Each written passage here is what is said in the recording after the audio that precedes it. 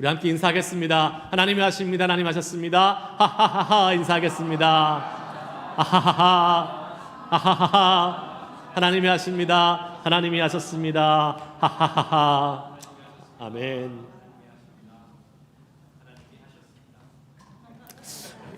일부러 그렇게 끝까지 해주시는 거 잘 알고 있습니다. 감사합니다. 자, 하하하하 하나님이 하시는 우리의 삶에 놀라운 하나님의 주권을 날마다 경험하는 우리의 삶이 되기를 축복합니다. 아멘.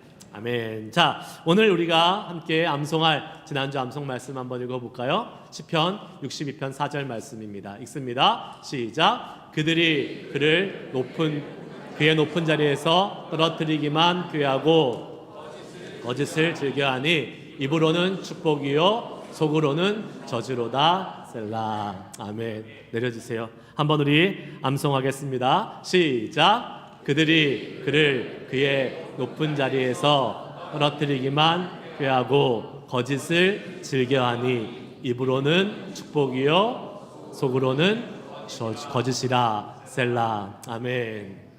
여러분, 우리가 살아가는 이 세상이 그런 세상입니다. 입으로는 축복이요 속으로는 저주, 거짓이 많은 세상. 여러분, 누군가 와서 여러분에게 축복합니다라고 이야기하고 한다고 해서 거지것대로 듣지 마세요. 그 속에는요, 저주가 있을 수 있어요.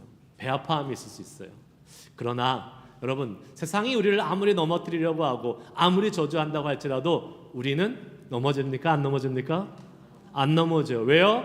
우리에게는 능력이 되신 하나님이 계시기 때문에 그렇습니다. 그래서 우리가 다시 한번 암송합니다. 시편 62편 5절 이번 주 암송할 말씀 1절 말씀과 동일한데 다시 한번 읽습니다. 시작. 나의 영혼아 잠잠히 하나님만 바라라. 무릇 나의 소망이 그로부터 나는도다. 아멘. 우리가 바라야 될 대상은 누구십니까? 하나님 한 분이심을 믿습니다. 오직 하나님 한 분만이 우리의 소망이요 능력이 되심을 믿고 그 주님을 따라 살아갈 수 있는 복된 한 주 될 수 있길 축복합니다. 아멘. 자, 오늘 말씀의 제목 한번 따라해 보겠습니다. 산 아래로 내려가자.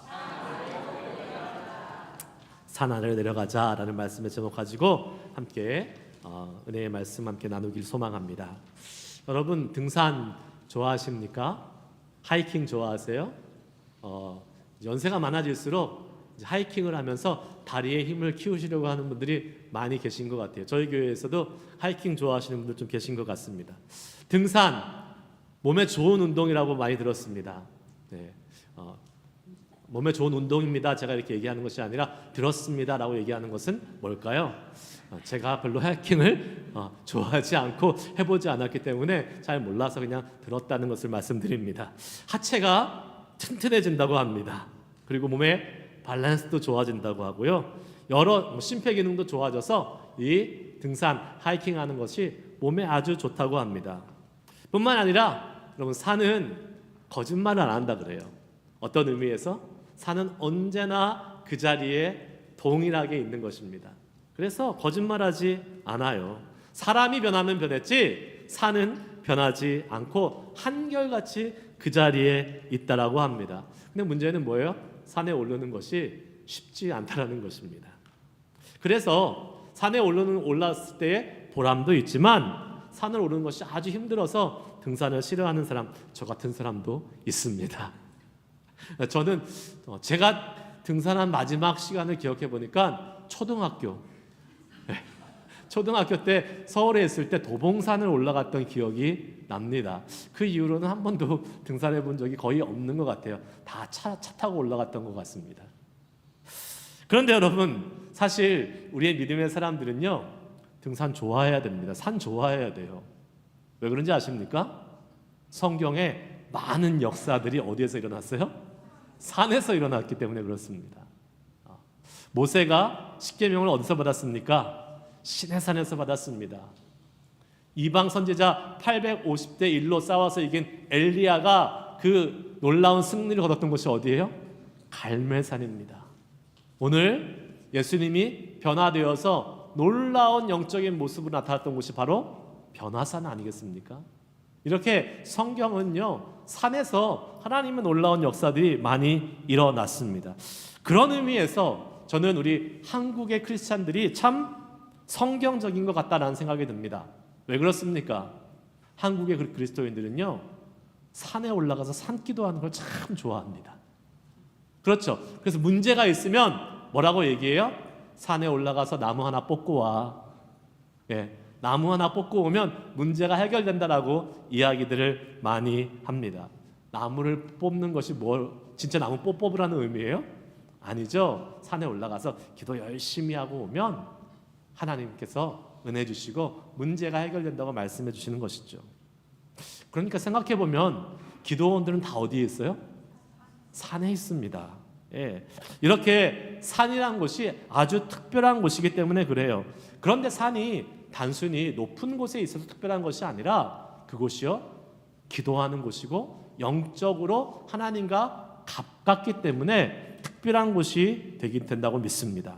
저는요, 오늘 일명 변화산이라고 불리는 이 높은 산에 예수님께서 3명의 제자들을 데리고 올라가서 기록된 이 사건을 통해서 우리에게 하나님 주시는 영적인 교훈이 무엇인지 여러분과 함께 살펴볼 수 있기를 원합니다. 첫 번째 교훈입니다. 한번 따라해 봅시다. 영적인 체험을 사모해야 합니다. 네.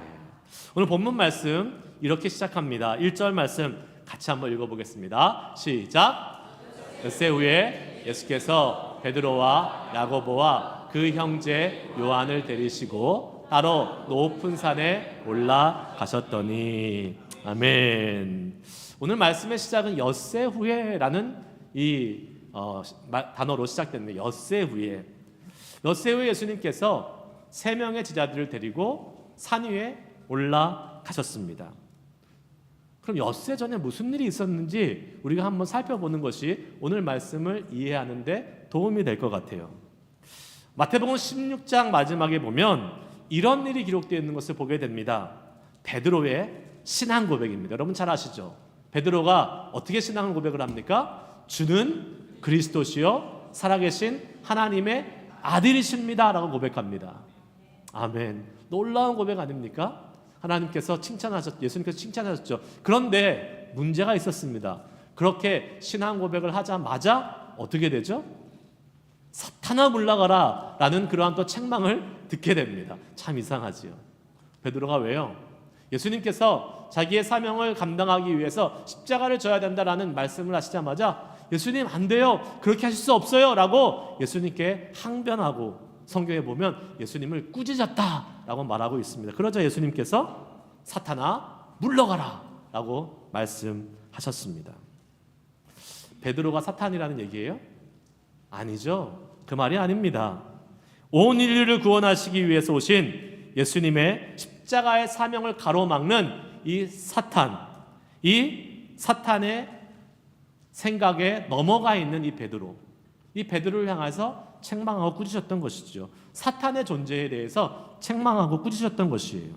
그러면서 예수님이요, 뭘 말씀하시냐면 제자가 되기 위해서는 어떻게 해야 되는지 말씀해 주고 계십니다. 마태복음 16장 24절 말씀입니다. 한번 같이 읽어보겠습니다. 시작.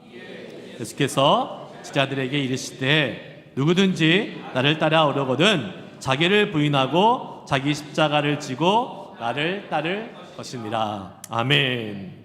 자기를 부인하고 자기 십자가를 지고 주님을 따르는 진정한 제자의 삶을 말씀하고 계십니다. 그리고 그 제자들을 지금 어디로 데리고 올라가고 있어요? 변화산, 높은 산으로 영적인 체험이 있는 곳으로 인도해 주고 계셨다는 것입니다. 여러분, 이것은 우리에게 중요한 교훈을 알려줘요. 무엇입니까?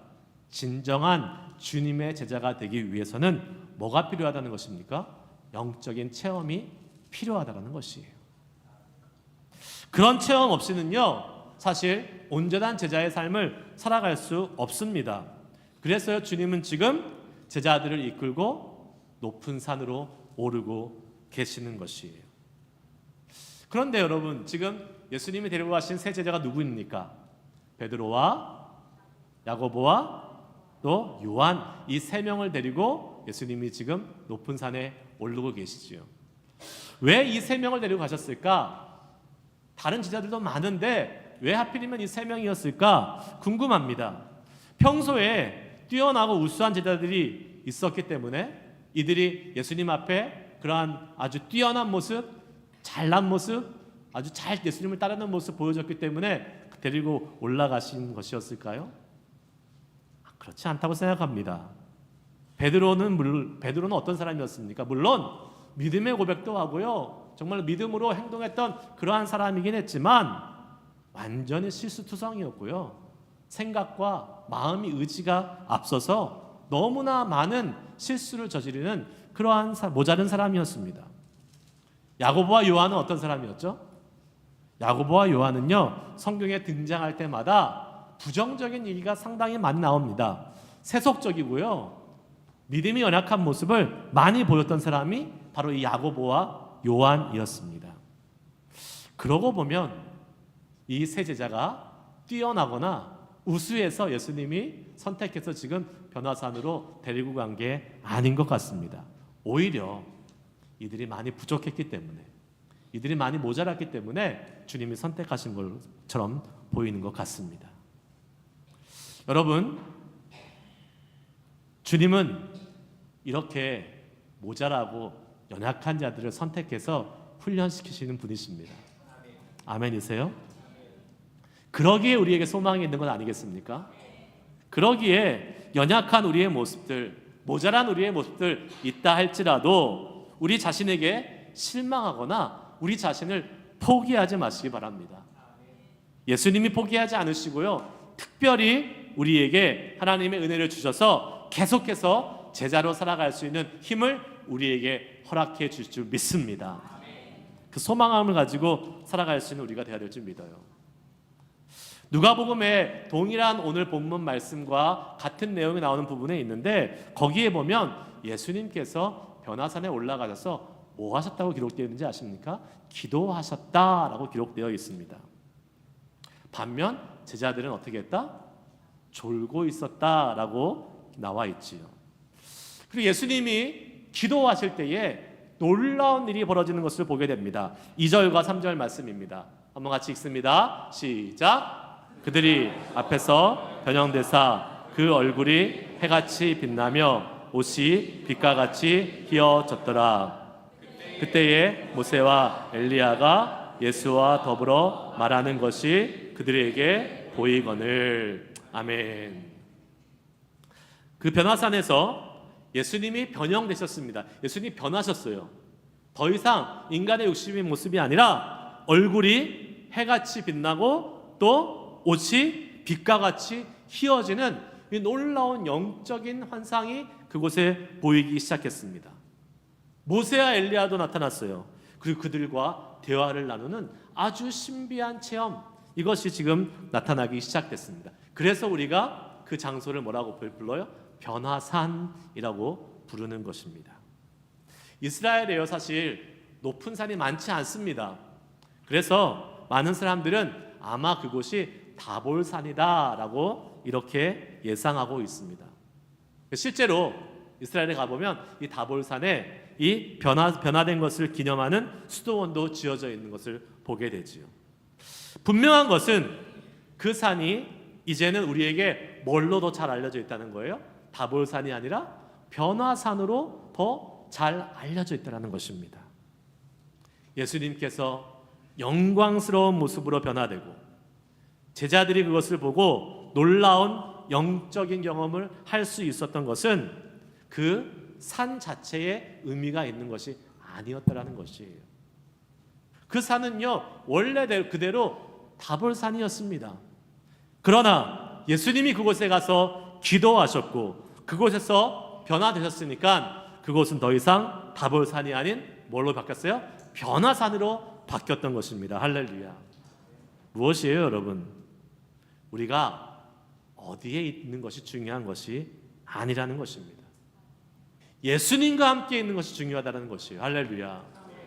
예, 예수님과 함께 있고 예수님과 함께 거하면서 기도하고 있다면 그곳이 바로 변화산이 되는 줄 믿습니다. 여러분, 우리가 사는 이 실리콘밸리 지역 영적으로 터프하고 사실 신앙생활하기 만만치 않은 곳입니다. 하지만 이곳에서 우리 주님이 계시는 줄 믿습니다.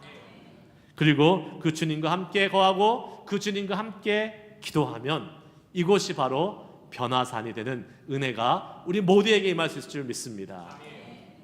자, 그러기 위해서 우리에게 필요한 것이 있죠. 무엇입니까?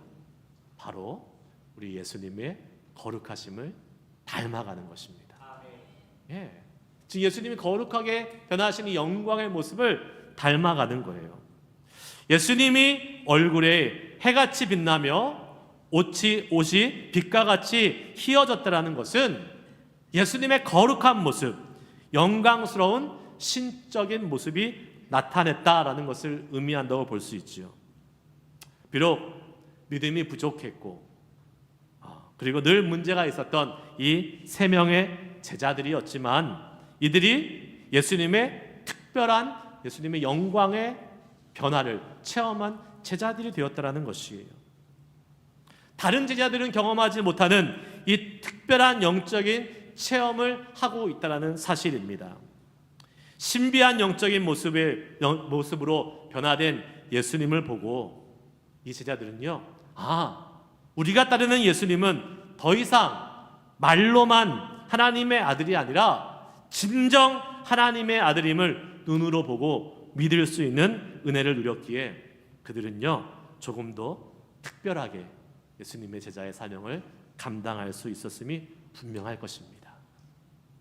여러분, 우리에게도 이러한 영적인 체험이 있어야 됩니다. 우리가 믿고 따라가는 예수님은요, 정말 우리의 인생을 걸만한 분, 그러한 확신이 우리에게 있어야 합니다. 그렇지 않으면요, 우리는 늘 불안한 이 세상 속에서 내 모든 문제를 해결해 주실 분이 예수님입니다라고 정확하게 확신 있게 고백할 수가 없을 거예요. 우리는 늘 불안하고 의심 속에서 살아갈 수밖에 없습니다.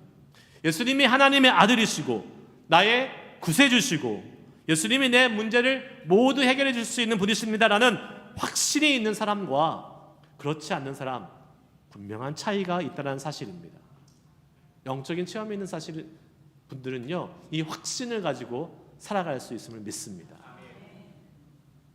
몇 년 전에 저희가 살던 집에 터마이트가 나왔어요. 집에 터마이트 나오면 골치 아프잖아요. 그래서 터마이트를 없애기 위해서 그 패스트 컨트롤을 하게 돼서 그 퓨미게이션이라고 여러분 아시죠? 이렇게 지나가다 보면 집에 큰 텐트를 씌워놓고 약품을 뿌려서 집에 있는 벌레들을 다 없애는 그러한 작업을 하는 것을 하게 되었습니다. 그때 제가 살던 곳이 지금 제가 살고 있는 곳과 동일한 프리몬 지역이었는데요. 그거 하게 되면 한 집을 3, 4일 동안 이렇게 나가 있어야 됩니다. 그래서 제가 갈 곳을 찾다가 더블린에 있는 한 지인의 집에서 빈 집이 있어서 또 하나님께서 그때 또 마침 빈 집을 허락하셔서 호텔로 안 가고 그 집에 가서 또 거할 수 있게 해주셨어요. 그곳에 가서 이제 3, 4일 정도 지나게 되었습니다. 여러분 어디 이제 새로운 곳에 갈 때 여러분 요새 꼭 이제 키고 가는 게 있죠. 뭘 키고 갑니까? GPS 내비게이션을 이제 키고 가잖아요. 새로운 곳에 가니까. 제가 이제 그 프리몬에 살 때 더블린에 종종 갔지만 항상 가는 곳이 아니기 때문에 갈 때마다 내비게이션을 켜고 이제 가게 됩니다. 그런데 이제 그 퓨미게이션이 진행되는 그 3일, 4일 동안 그 지역에 제가 살았잖아요. 사니까 어떻게 됐을까요? 그 지역을 왔다 갔다 하면서 익숙해졌습니다. 그러니까 이제 내비게이션이 필요해요, 안 필요해요? 안 필요합니다. 어디 가면 뭐가 있고 이 길로 가면 뭐가 나오고 다 이제 알게 되었어요. 그 다음에는요, 그 지역을 방문할 때 내비게이션 안 켭니다. 그냥 가요. 왜요? 이미 저 안에 확실하게 알고 있기 때문에 그렇게 되는 것이죠. 익숙해졌기 때문에 그럽니다. 길에 대한 확신이 생기고 어디로 가야 될지 정확하게 알기 때문에 불안해하거나 주저하거나 또 제가 헷갈리지 않게 된 것이죠. 여러분 우리의 믿음의 여정에서도 주님과의 영적인 체험, 경험이 있으면 우리가 가는 길, 우리가 살아가는 이 신앙의 여정에 의심과 불안이 사라지게 될 줄 믿습니다. 담대히 나아갈 수 있어요. 확신을 가지고 담대히 나아갈 수 있는 것입니다. 신앙생활도요, 두리뭉실하지 않습니다. 재밌게 할 수 있어요. 그러나 영적인 경험이 없으면 어떻게 될까요? 흔들립니다. 맞아요. 어디로 가야 되는지 알지 못해요. 불확신 속에서 가게 되는 미지의 세계를 향해 가는 그 불안함 속에서 살아갈 수밖에 없는 것이죠. 그러므로 여러분, 이런 영적인 체험이 중요합니다. 여러분, 영적인 체험을 하게 해달라고 주님께 간구하시기 바라겠습니다. 기도하면서 주님, 제가 주님을 볼 수 있게 해주십시오. 주님을 느끼게 해주십시오. 주님의 은사를 경험하게 해주십시오 라고 간구하며 간절히 기도할 때에 하나님은 우리의 기도에 응답해 주셔서 우리에게 귀한 영적인 체험을 하게 해줄 줄 믿습니다. 아멘. 두 번째, 한번 따라해 봅시다. 산 아래의 삶이 더 중요합니다. 여러분, 그러면 예수님께서 왜 이 세 명의 제자들에게 그런 변화된 모습을 보여주셨을까요? 그것은 무엇일까요? 예수님처럼 변화된 삶을 살기를 원하셨기 때문에 그러셨을 것입니다. 그런데 지금 제자들은요, 그 예수님의 의도를 파악하지 못하고 있어요. 성격이 급한 베드로가 이렇게 이야기하는 것을 봅니다. 오늘 본문 말씀 4절입니다. 읽어보겠습니다. 시작. 예수께 여쭈어 이르시되 만일 주께서 원하시면 여기서 초막셋을 짓되 하나는 주님을 위하여, 하나는 모세를 위하여, 하나는 엘리야를 위하여 하리이다. 아멘. 베드로가 이야기합니다. 예수님, 여기다 집 짓겠습니다. 집 져요, 예수님. 하나는 예수님 거, 하나는 모세 거, 하나는 엘리야 거 짓고 우리가 여기서 살면 어떻겠습니까? 집 짓는다는 건 뭐예요? 살자라는 거 아니겠습니까? 그냥 거기 머물고 있겠다는 뜻이에요.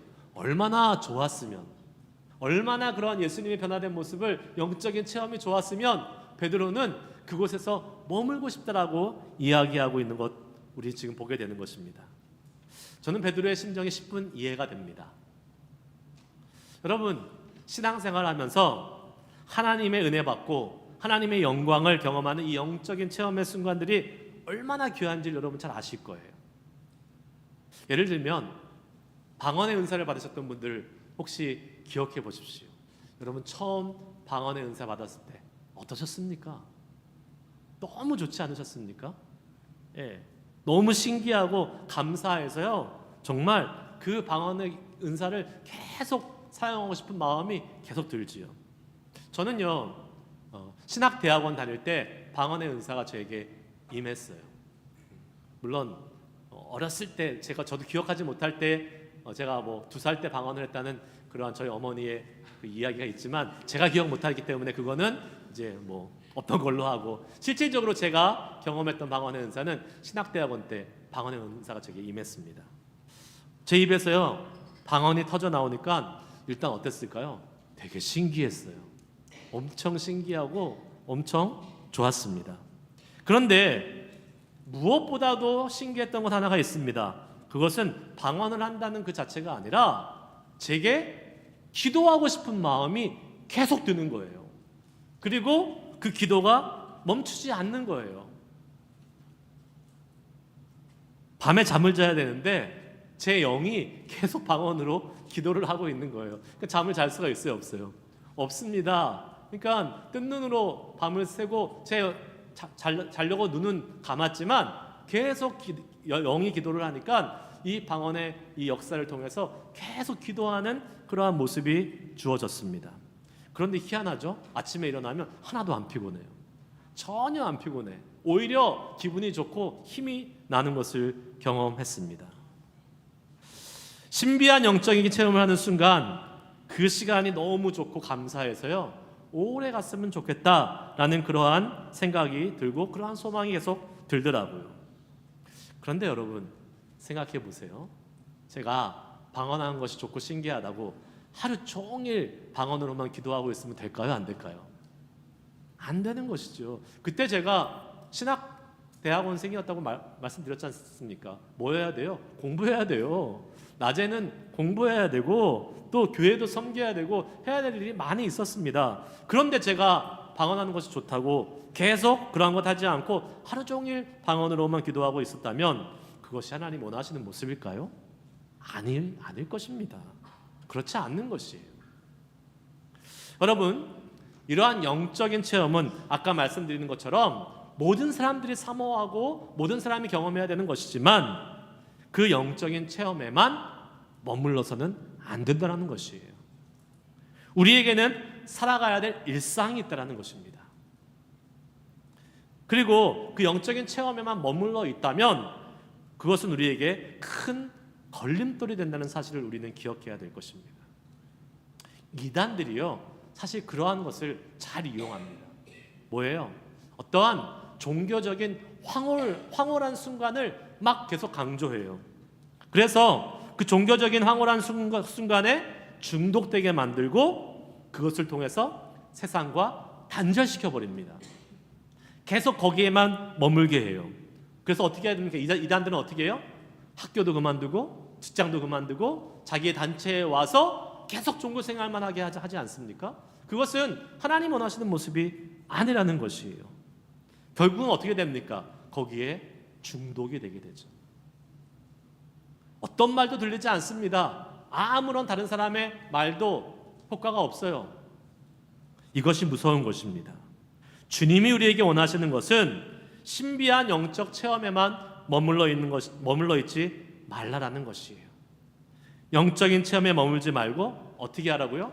변화산 아래로 내려가자라고 주님은 말씀하고 있습니다. 그리고 실제로 거기서 머물지 않고 주님은 제자들을 이끌고 산 아래로 내려가셨습니다. 산 아래로 내려가서 거룩한 그 삶을 우리의 일상생활에서 살아가라고 예수님은 말씀하고 계시는 것이지요. 로마서 13장 14절 말씀에 이런 말씀이 있습니다. 한번 읽어볼까요? 시작. 오직 주 예수 그리스도로 옷 입고 정욕을 위하여 육신의 일을 도모하지 말라. 아멘. 예수님이요, 우리에게 변화된 모습을 보여주시고 또 옷이 빛처럼 휘어지면서 변화된 모습으로 보여준 것, 그것은 무엇일까요? 우리에게 변화된 삶을 세상에서 나가서 살기를 원하셨기 때문인 줄 믿습니다. 예수님이 옷이 변하셨던 것처럼 우리 그리스도인들도 뭐라고 나와 있어요? 변화된 그리스도의 옷을 입으라라고 말씀하고 있어요. 그 변화된 그리스도의 옷을 입는다는 것은 뭐예요? 정욕을 위하여 육신의 일을 도모하지 말라는 것입니다. 예수 그리스도를 옷 입는다는 것은 바로 정욕과 욕심을 위해 살지 않는다는 것을 말씀해주고 있는 것이지요. 세상 사람들이 다 자신의 욕심을 위해서 살아가지만 우리 그리스도인들은 주님의 뜻, 주님의 사명을 위해 살아가는 사람이 되어야 될 줄 믿습니다. 그리고 그것은 바로 그리스도의 옷을 입는 거예요. 새 사람을 입으라, 우리 올해의 표 말씀처럼 그리스도의 옷을 입는 것입니다. 영적인 체험에만 머물러 있는 것이 아니라 그 영적인 체험을 했으면 어떻게 해요? 그리스도의 옷을 입고 세상으로 산 아래로 내려가야 된다는 것입니다. 그렇게 우리의 신앙생활은 영적 황홀경에 갇혀 있는 것이 아니라 매일매일 치열한 삶의 현장으로 나아가 그리스도의 옷을 입고 정욕과 욕심을 버리고 세상에서의 우리의 사명을 감당하는 것임을 믿으시길 주의 이름으로 축복합니다. 아멘. 말씀 마무리하려고 합니다. 여러분, 한국교회에서 존경받았던 목사님 중 한 분이 한경진 목사님이세요. 한경진 목사님, 정말 일평생 위대하게 목회하셨고 존경받는 목회를 하셨던 분이시죠. 그런데 한경진 목사님이 은퇴하신 후에 한 기자로부터 이런 질문을 받게 됩니다. 목사님, 어떻게 그 한 평생 동안 오랜 기간 목회를 해 오실 수 있었습니까? 너무나도 훌륭하게 목회하셨고 존경받는 분이시기 때문에 아마 이런 대답을 기대했을 거예요. 주님을 향한 헌신과 열정으로 정말 최선을 다해서 목회했습니다. 이러한 대답을 기자들이 기대했을 것입니다. 그런데 목사님의 대답이요, 뜻밖이었습니다. 뭐라고 대답하신지 아십니까? 오늘 관두나 내일 관두나 그렇게 하루하루 지나다 보니 이렇게 은퇴하게 되었습니다. 이렇게 대답하셨대요. 인터뷰하던 기자가 충격을 받았습니다. 그런데 사실요, 여러분, 너무 공감이 되는 이야기 아니겠습니까? 그냥 하루하루 최선을 다해 살았다는 거예요. 힘든 일이 있어서 오늘도 그만두고 싶었고 내일도 그만두고 싶었지만 그 하루하루에 최선을 다해 살았기 때문에 이렇게 마칠 수 있었다는 그러한 고백 아니겠습니까? 결혼 생활을 오래 하신 그런 노부부들에게 여쭤보십시오.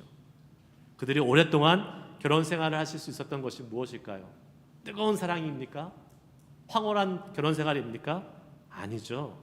그냥 하루하루 살다 보니까 지금까지 오게 된 것입니다 라고 고백하는 것을 들을 수 있습니다.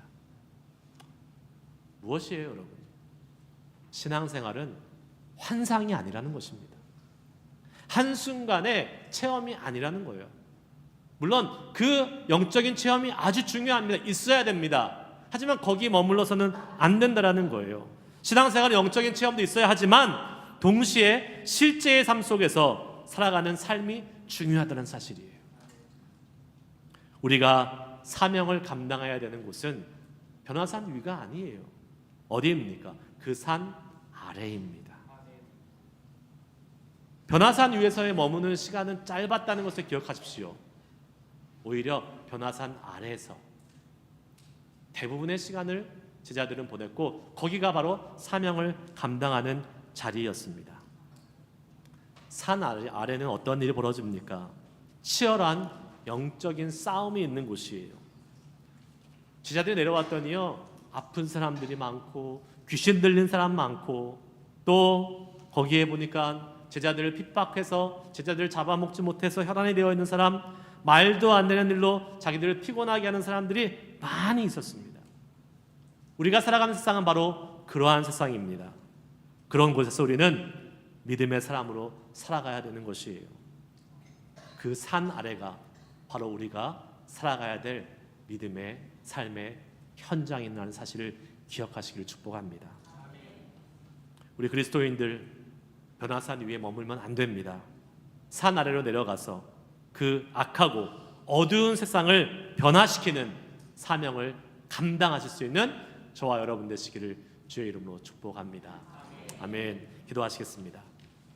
하나님, 오늘 이 변화산 사건을 통해서 다시 한번 우리에게 영적인 체험의 중요성을 깨닫게 하시고, 하지만 이 영적인 체험만을 붙잡고 있는 것이 아니라 그 하나님과의 경험한 그 놀라운 은혜를 가지고 우리의 삶의 현장으로 내려가야 됨을 깨닫게 하심을 감사합니다. 아버지 하나님, 우리가 살아가는 삶의 현장 하나님이 함께 하시는 곳임을 믿사오니 우리가 가졌던 놀라운 하나님의 은혜와 그 영적인 체험을 가지고 우리가 살아가는 산 아래에서의 삶 속에서 승리하며 사명을 감당하는 주님의 제자로 살아갈 수 있도록 인도하여 주시옵소서. 함께 하실 주님을 기대하고 이제 이후에 진행될 성찬 예식 가운데 주님 함께 하셔서 오늘도 이 예식을 통하여 주님의 은혜와 사랑을 깊이 경험할 수 있도록 인도하여 주시옵소서. 예수님의 이름으로 감사하며 기도드리옵나이다. 아멘. 우리 이제